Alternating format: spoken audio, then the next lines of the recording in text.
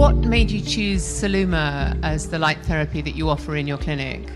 So every time I bring something into my practice, it's got to be something with robust clinical data, peer-reviewed publications. It's got to have clinical evidence. It's got to be backed by science, and it's got to work as well. It's got to generate results. So I look for quality products that I would bring into my practice that my patients will benefit from. Results that they can see, feel, track, measure, and celebrate. That is it. But it's got to be scientifically backed.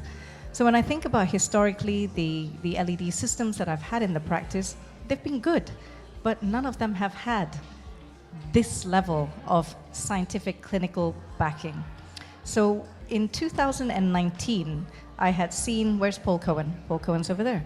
And he was on a stand at a conference, and I walked past him, and I saw this flexible, shape-taking, as I now know it, LED device. And I thought, wow, that looks really nice. So when I then think about 2020, and I think I mentioned it earlier, we went into the pandemic, I was wearing a mask for a long time, and I was breaking out. And I thought, I need something better now. I need something better, I need something different. And everyone was getting tired, and everyone was getting breakouts, and everyone was just feeling washed out and drained and a little bit low. And I listened to Patrick I listened to you during the lockdown, Patrick. You were plugged in. We hadn't met yet. And I was listening to this gentleman talk about the science and the mitochondrial activation and the biochemical pathways and all the geeky stuff that happens within cellular function. And that's enough to sell me.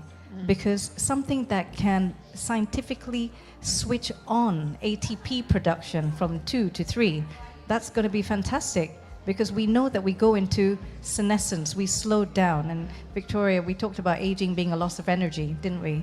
And it is, we're slowing down. And now, fast forward 3 years, you look at the electric car revolution, and we even have charging points at home. So that tells us that we need to get the electric car, and we're going to drive it all the way, and it's going to decompress, and we need to plug it in again. And when I look at our human physiology, I think we're pretty much the same. Would you say that? Absolutely. We need to plug ourselves in every now and again, and this will.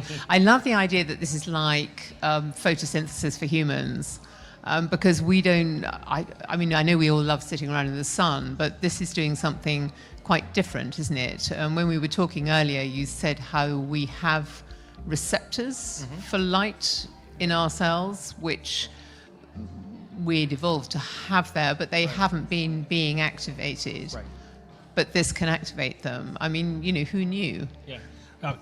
What fundamentally distinguishes plants from animals is plants get their cellular energy from the sun through photosynthesis, and mammals get it through the mitochondrial process, where we're synthesizing glucose from digestion and oxygen from respiration and creating acenotriphosphate, or ATP, which is cellular energy. And we know from the clinical literature that as we age, that process degrades. Arguably, that's the definition of aging. And so, what we're able to do is take advantage of photoreceptors, specifically cytochrome C oxidase, and when it is triggered, in absence of it doing its job, it sort of doesn't have any choice but to produce the ATP. And not only to re-regulate ATP levels, but to upregulate ATP levels to 6 times normal. So you go from a state of hyperaging to a state of hyperhealing.